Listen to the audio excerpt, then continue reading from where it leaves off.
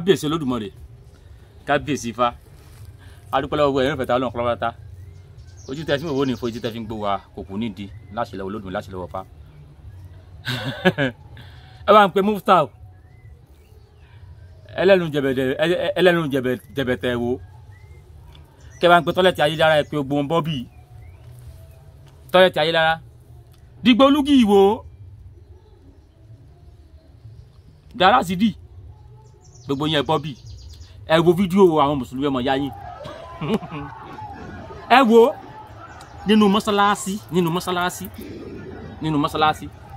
wọ́n sì ń bára wọn jà àlùjẹ lórí àlùbẹ̀lẹ́tì mọ́sálásí. mo mọ̀ọ́mọ̀ mú wá fún yín kẹ́ ẹ wo ni pé ṣé n táyìn náà fẹ́ sọlẹ̀ Yorùbá dì ní ó ṣe jẹ́ pé gbogbo ibi tí Islam bá ti wà àìlàáfíà ìsìn ń bẹ. ṣé n tẹ́ ń polówó fún wa ni bẹ́ẹ̀ ṣe fẹ́ kílẹ̀ Yorùbá rí ni ẹ̀bùn ní mọ́sálásí wọ́n á ṣe ọ̀kẹ́ ilé Ọlọ́run ni ẹnìyàn kẹ́ ilé Ọlọ́run fi kíníkan. gbogbo ẹ̀yin àáfàá ńláńlá ìkan bá dàn bí ajá ni kinní kan àbí ajá ni kinní kan òun náà ó tiẹ̀ tó lọ́mọ kan náà tá a ní kó ṣe kinní jásí pèrèpèrè àpọ̀nlé ìwòlèwò ní jẹ́ ìtìkẹ́ ẹ̀jẹ̀ ni mo bá lọ́rọ̀ ní tí mo kàn fẹ́ mú wá náà ni pé ṣé tí gbogbo wa bá kéwú tá a bá ka Kùránì ṣé n tẹ́ ẹ fẹ́ sọ̀rọ̀ Yorùbá náà dì ní ṣé n tẹ́ ẹ fẹ́ sọ̀rọ̀ Yorùbá dì ní àbí gbogbo bí tó bá ti islamize tó ti pé mùsùlùmí bá ti pọ̀ irú wàhálà tó máa ṣẹlẹ̀ gangan náà ni òun làwa sì ń jà fún pé àwọn ò fẹ́ rú eléyìí ńlẹ̀ bàbá ti wá ntí Rásídì fẹ́ sọ̀wọ́ dínú nígbà máa ti pàǹtí gé tẹ́rítírì fẹ́ẹ́ pàǹtí gba gbogbo lẹ̀ tán ó wà bẹ̀rẹ̀ ṣe é mọ̀ pé tí nǹkan yẹn mọ̀ jẹ tó bá tán èyí téèyàn ò mọ̀ jẹ lókùté yẹn mọ̀ mú bẹnu tí mùsùlùmí bá ti bá ọ̀tá ìsìlámù jà tán ti sọ̀rọ̀ àwọn di mùsùlùmí tán ti sọ gbáyé di mùsùlùmí tán àwọn fúnra wọn àná wà sẹ́ bẹ̀rẹ̀ jà ló fi síra wọn. ṣùgbọ́n ẹ̀ka tó ń fẹ́ kẹ́yìn wọn mọ̀ ni pé mùsùlùmí ò pọ̀ nílẹ̀ Yorùbá yìí mùsùlùmí ò pọ̀ ṣùgbọ́n bí kan tán bá ti wà wọn ò fẹ́ jẹ́ kẹ́ ẹ rí bí ẹni pé àwọn pọ̀. ẹ wọ àwọn tó lọ sọ̀kò sí ààfin Ọ̀jájá níjọ́ sí ààfin Ọ̀ọ̀ni kábíyèsí bàbá tán lọ sọ̀kò sí ibẹ̀ níjọ́ sí mélòó ni mùsùlùmí tó wà ń fẹ́ traditionalist oníṣẹ̀ṣe àti kìrìsìtẹ́nì tó wà ń fẹ́ tán gbogbo wọn mọ̀ lọ bí 90% mùsùlùmí Ifẹ̀ ojú 10% lọ wọ́n dẹ̀ ń terrorize ìlú yẹn Ifẹ̀ bí ẹni pé mùsùlùmí 100% ló wà ń fẹ́ mélòó ni wọ́n ẹ̀jẹ̀ lọ sí Ifẹ̀ mélòó mọ́sálásí tó wà ń fẹ́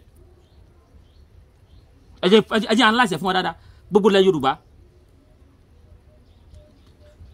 Yorùbá tá a bá mú ibi tá a ti lè rí wọn Ọ̀yọ́ Ọ̀ṣun Kwara ibi tá a ti lè rí wọn nù ẹ wá wọn bí kọ́tà yìí pé wọn ò lẹ́nu rárá wọn ò lẹ́nu ní Lagos wọn ò lẹ́nu lógùn wọn ò lẹ́nu ní Oǹdó wọn ò lẹ́nu lẹ́kìtì ní Ọ̀ṣun yẹn gangan Ifẹ̀ wọn ò lẹ́nu ń bẹ o mélòó ni mùsùlùmí tó wà ń fẹ́ mùsùlùmí ló wà ń Iléṣà kẹ́mi minority ni wọ́n ṣùgbọ́n àwọn ọmọdé wọn bẹ́ẹ̀ ni pé ẹ̀mí ìjà dùgbọ̀n ẹ̀sìn lẹ̀ mélòó ni ẹ̀yin tẹ́fẹ́ dùgbọ̀n ẹ̀sìn lẹ̀ ṣùgbọ́n bí tẹ́ bá ti wà ẹ̀ máa tọ́ ẹ fẹ́ terrorist ibẹ̀ ni state tẹ́ nílẹ̀ Yorùbá kò ju méjì lọ tí wọ́n sọ state ibi àwọn ibi tí even lọ́yọ̀ ń bí gan ibi tán pọ̀ sí tí a yìí dé ibi tán ní tàdílé mùsùlùmí tó pọ̀ sí ẹ̀ tá a lọ sí dé sẹ́yìn wọ́n pọ̀ mbẹ́ dáadáa wọ́n pọ̀ mbẹ́ dáadáa nítorí àwọn babaláwo bàbá ọmọ níjẹ nítorí wọn rí náà ló ń lọ nísẹyìn wọn pọ̀ mbẹ́ dáadáa yàrá ìdìbò tán pọ̀ mbẹ́ wọn ẹ lọ sí Ìwó wọn pọ̀ mbẹ́ wọn lọ́ṣogbo town gangan Òṣogbo town mélòó ni wọ́n torí àwọn èèyàn máa rò bóyá wọ́n pọ̀ wọn but tí wọ́n ti wálẹ̀ ta oró tí wọ́n gbọ́ pé ọ̀rọ̀ jẹ̀sìn wọ́n mọ̀ pé mùsùlùmí láti state kan wọ́n mọ̀ pé mùsùlùmí láti state kan wọ́n mọ̀ pé mùsùlùmí láti state kan gbogbo mọ́sálásí tó wà ní Oǹdó town kò wọ́n márùn-ún ẹni tó bá jẹ́ ọmọ Oǹdó kó sọ fún mi márùn kíni gbọ́ mọ́sálásí wà lóòótọ́ tán kò wọ́ márùn ìgboro Àkúrẹ́ ó yá ẹ̀yẹ ìgboro Àkúrẹ́ lẹ́yìn mọ́sálásí Ọjà'ba ẹ sọ bí tí mọ́sálásí wà ní ìgboro Àkúrẹ́ mọ́sálásí wà ní Fúta tàwọn stúdẹ̀ntì ó yẹ tí a mọ̀ sí mọ́sálásí wẹ̀ mọ́ sọ fún mi mélòó wo mọ́sálásí wọn ní Adó Èkìtì mélòó wo mọ́sálásí wọn àwọn ìlú kan ti wà lẹ́kìtì tí èsì mọ́sálásí mẹ́rin rárá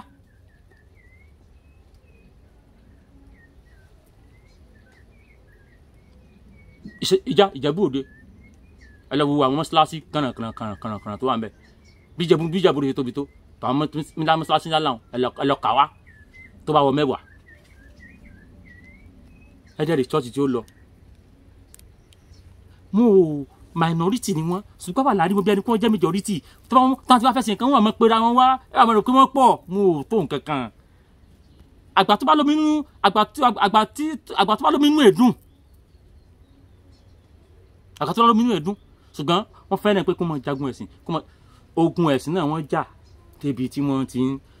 ti ń bára nígbà wọn ò rí yẹn bá jàbọ̀ wọ́n á bára wọn jà ní mọ́ṣáláṣí sẹ́yìn mọ́tí dira wọn lórí fídíò kan náà tún wà ń bẹ̀ láìpẹ́ wọn lọ bá àwọn ọmọ ilé skul ni àwọn mùsùlùmí wọ́n nara wọn japa ń bẹ̀ ni kò sẹ́ mọ́ ṣẹlẹ̀ ń bí náà ẹgbẹ̀rún tó lọ bá àwọn student lọ́fà tán lù àwọn tíṣà tán lù student kí ni gbogbo lè ṣé tí ogun bá padà di muslim sẹ́ ṣé ń tẹ́ ẹ fẹ́ ká sọ lẹ́ Yorùbá bí ni.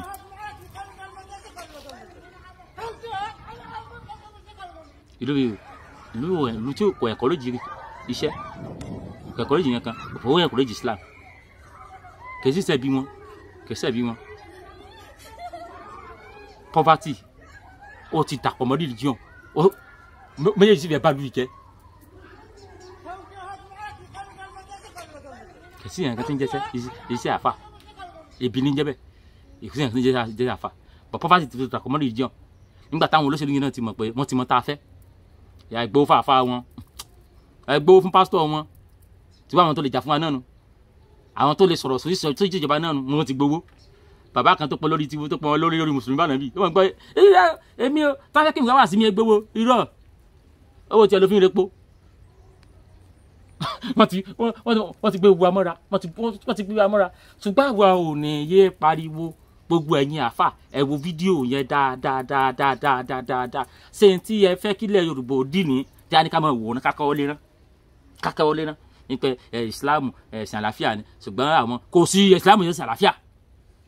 àwọn ń jàgídí àgàn tó wà nínú ẹ̀ kì í ṣe ṣàlàáfíà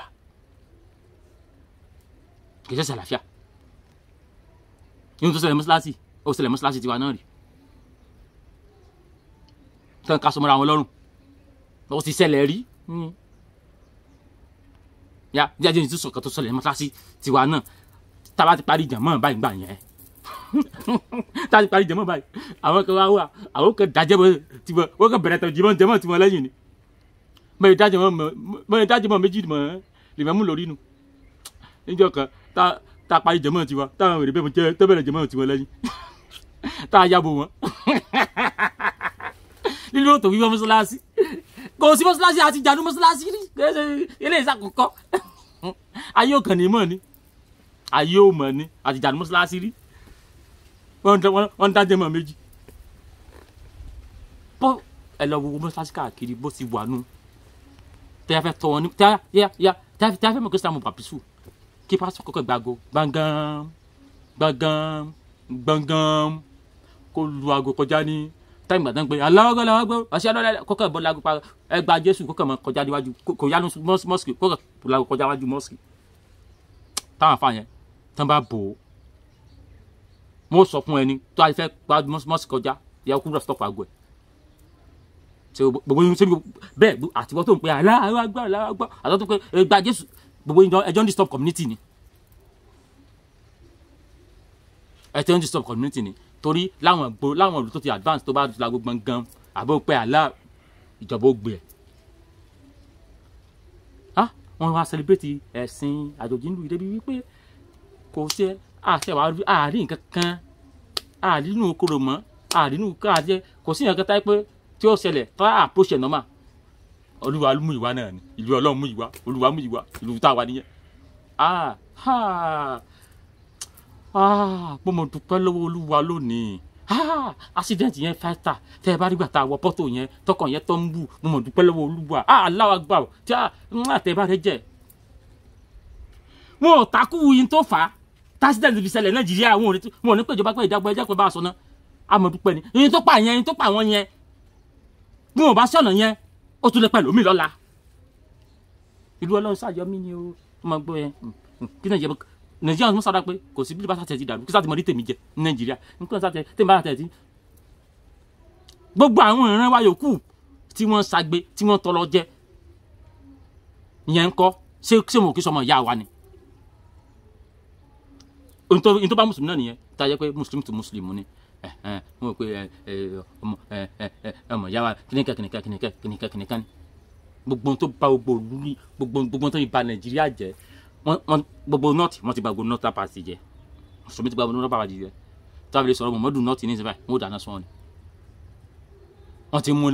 wọ́n ti mú lọrin mọ́ ṣùgbọ́n Ọ̀yọ́ Ọ̀ṣun tẹ́ ẹ fẹ́ ra wọlé nígbà fún yín o torí àwọn kan náà wọ́n tẹ́ fi dominate àwọn nọ́ọ̀tì yẹn àwọn kan náà àwọn kan ló fún yín láyè yẹn tẹ́ fi láyè wọnú wọn tó bá yẹn kò yẹ kí bó ni kí sọ yẹ kí yẹ kó lè wà téyìn ó sọ téyìn ó tiẹ̀ sọ tí a yẹ pé ó yá ẹ lọ pa ni ó kàn sọ̀rọ̀ lásán ọ̀rọ̀ ó lè sọ jáde lẹ́nu tí ó yẹ pé ẹ lọ pa àlẹ́bí lẹ́nu tá a ṣe kẹ́wàá kí wọ́n pa ni wọ́n á gbé kan wá kí ló kọ rẹ̀ wọ́n gbé wá sí orí TikTok wọ́n gbé àfààní wá sórí TikTok kẹ́mẹ́ ò lè ṣe ẹ̀rọ padà kọ́ àwọn yẹn ti mọ̀ wọ́n á béèrè lọ́wọ́ rẹ̀ pé àfà ọmọ ìyá ni wà ó láyé sọmọ ìyá ó lọ́mọ ìyá òun nínú ẹ̀sìn Islam nìkan lọ́mọ ìyá òun wọ́n gbé orí TikTok ó gbọ́rọ̀ yẹn inú mi bàjẹ́ àjọṣe kan náà àìsọmọ ìyá èdè kan náà lájọ́ ń sọ àìsọmọ ìyá mọ́ àwọ̀ kan náà lá ní o àìsọmọ ìyá mọ́ àmọ́ kílèmù kí abakàn náà ló bí wa bọ̀ torí pé àtijọ́ mọ́ lọ kírun kí mọ́ tẹ̀lé ọlágbó wá sí káṣí lọ́mọ tọrọ jẹ àìsọmọ ìyá mọ́ ṣe àwa sọ pé afẹ́ gbogbo yín àmọ́ sójú ayé tí a ti lórí mídíà ẹ̀ mọ́ sójú ayé bí ẹni pé èèyàn gidi ni yín bọ̀ tí a ti dé kọ̀rọ̀ èyí tó wà nù yín ni pé ẹni tí ò bá ti ṣe mùsùlùmí èsọmọ ìyá ṣe wá ráwọn olùtẹ́ ti sọ̀rọ̀ ayé dọ́mọ ìyá ṣe rí bẹ́ẹ̀ nígbà tó dọ́mọ ìyá tán ẹ tún fọ́gbọ́nra yín ní mọ́ṣáláṣí ilé tẹ́ ìpínlẹ̀ aláwọ̀ a sì sọ pé aláwọ̀ yín apá méjì lónìí ṣe ẹ mọ̀ àlọ́kọ́ aláwọ̀ yín apá méjì lónìí àárín èèyàn takò àwọn ẹmọ bí nígbà kí n pọ̀rọ̀ jáde náà gẹ̀dẹ̀ kí n ránṣẹ́ kan irú ẹ̀ láláwọ̀ wọn aláwọ̀ yàtọ̀ sọ́rọ̀ ní ọ̀gẹ̀dẹ̀ gẹ̀dẹ̀ sọ́rọ̀ ní ọ̀gẹ̀dẹ̀ lẹ́fẹ́ lura yín palẹ̀ fọ́ra yín lórí aláwọ̀ kan tí ikú. ẹ káàárọ̀ ẹ káàsán gbogbo ibi tẹ́ bá ti ń gbọ́ ohùn mi o orúkọ tèmi ni Ọmọ́wùnmí láti iléeṣẹ́ Renix àwa yìí náà là ń ṣe oògùn ìbílẹ̀ tó ń ṣe ara lóore tí a ti polówó sí àtẹ̀yìnwá a tún wá gbé nǹkan míì wá láti iléeṣẹ́ wa wàá pè ní Renix Connect a ti ń ṣe tipẹ́ tẹ́ pé àwọn èèyàn ti ń jàǹfààní ẹ̀ tipẹ́ so a tún wá ní ká gbé sí ayélujára kí àwọn èèyàn púpọ̀ kan lè jẹ àǹfààní ẹ̀ so orúkọ ẹ̀ ni à ń pè ní Renix Connect fáwọn tí wọ́n bá ń wá olólùfẹ́ tó bá ń wá olólùfẹ́ àbí ẹni ọ̀n wáyàn kúnra tó ń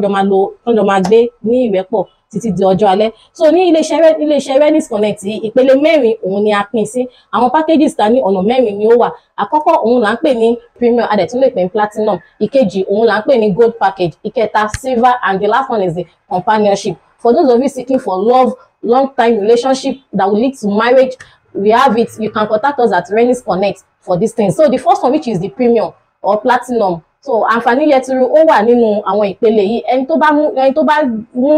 bá lọ fún premium àwọn nǹkan tó máa jẹ́ ń bẹ̀ ó pọ̀ yanturu àkọ́kọ́ bẹ́ẹ̀ ni pé ẹni tí ó bá ń wá ìwé ìgbélùú bóyá bí a rí olólùfẹ́ kan tí ó níwèé ìgbélùú ó wá rí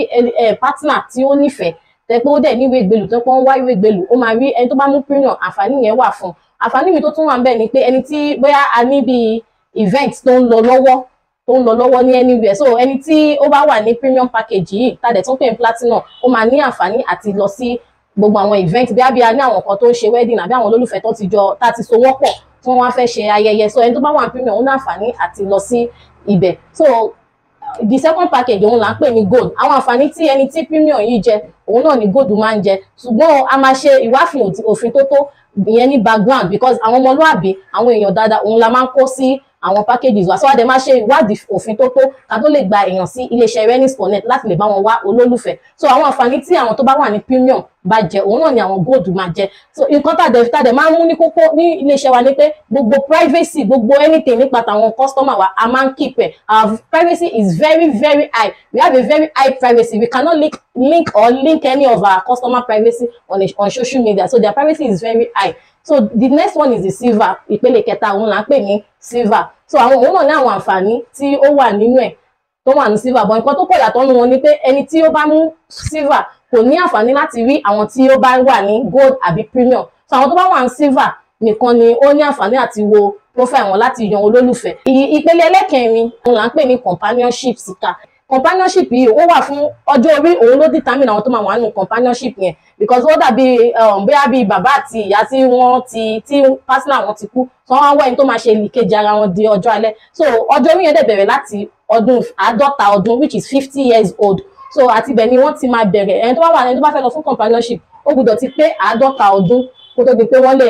jàǹfààní àwọn nǹkan tó wà nínú companionship then nǹkan tó dẹ̀ wà nínú premium òun náà làwọn tó bá wà ní companionship yẹn máa jẹ nílé iṣẹ́ Renix Connect dẹ̀rẹ́ ẹni tó bá tún wá iṣẹ́ náà wọ́n tún ní àǹfààní àti rí iṣẹ́ láti ara ilé iṣẹ́ Renix Connect so gbogbo ẹ̀yin èèyàn ẹ pè wá ẹ kàn sí wa láti lè bá yín wá olólùfẹ́ àbí iṣẹ́ àbí ìwé ìlú ní ilé iṣẹ́ Renix Connect ẹ pè wá sí àwọn nọ́mbà tí ẹ ń wò ní ojú wọn rí láti lè wá olólùfẹ́ àti ẹni tí ẹjọ́ máa wà títí di ọjọ́ alẹ́ ẹ ṣé gan ni. Ìwúrí ọdún tuntun níbi tá a ti máa ń tọrọ ohun tá a fẹ́ tẹ́lẹ̀dọ̀ sì máa fàṣẹ sí ní wàrà ṣe é sà tọdún yìí tó ti wọlé dé o. Ọ̀wọ́n rin ọmọ aṣẹ́gilájé ẹ̀là àwòrí ọmọ làkúlà sọ̀rọ̀ ọ̀gbìngbìn kan gbogbo wọn gorí ìrókò wọn ń pariwo ajé tantan gbogbo ẹ̀dá yìí pátá tó fẹ́ bẹ́gbẹ́ pé làlùyọ lẹ́nu iṣẹ́ ò fẹ́ máa rí tajé ṣe kó o ṣòwò kó o bóde pàdé ìṣègùn ọ̀tá lójú ayé àti lójú ọ̀run ẹni tó ń wá ọmọ lọ́jọ́ tó ti pẹ́ ìjákulẹ̀ lórí ìwé ìrìnnà ní gbogbo ìgbà ò ti ń rí jẹrí mu tẹ́lẹ̀ ṣàdédé ní gbogbo nǹkan lọ́bìrìbì tètè máa bọ̀ níbi ìwúrí ọdún tuntun yìí èyí tó máa wáyé fún ọjọ́ 16 gbáko ní December ọdún tá a wà yìí kó wá tọrọ gbogbo ohun tó fẹ́ fún ayé rẹ ní ti dáadáa káwọn alálẹ̀ ó sì máa fàṣẹ sí lójú ẹsẹ̀ àwọn tó wá lọ́dún tó kọjá ohun tí wọ́n fẹ́ ti tó wọn lọ́wọ́ wọ́n ti ń gbé ìgbésí ayé ìrọ̀rùn báyìí ìwọ náà má ṣàfira ẹ̀ wá gbọ́ o ẹ̀yin tẹ́ bá wà lọ́nà tó jìn lórílẹ̀‐èdè Nàìjíríà àtẹ̀yin tẹ́ wà ní èyíkéyìí orílẹ̀‐èdè ní Áfíríkà tó fi mọ́ ẹ̀yin tẹ́ wà nílùú òyìnbó tẹ̀lé ráàyè wá síbi ètò yìí físíkàlì ẹ̀ má fòyà ṣẹ́rí bí ìwúrí ọdún tuntun yìí bá ti ń lọ lọ́wọ́ ní December a ó máa ṣe fídíò call pẹ̀lú yín tí kálukú dẹ̀ máa ṣe ìwúrí rẹ̀ lẹ́yọ kọ̀ọ̀kan ní èmi kan ìwọ kan tó lóyìnbó ń pè ní one-on-one táṣe ó dẹ̀ máa gùn lójú ẹsẹ̀ privacy yín jẹ́ wá lógún gidi gan ni o àwọn tí yóò máa súre fáwọn èèyàn níbi ètò yìí mímọ́ ni gbogbo wọn wà àwọn alálẹ̀ ló ń gbẹnu wọn ṣàṣẹ elédùà ló fi ṣẹ́ rán wọn ó yá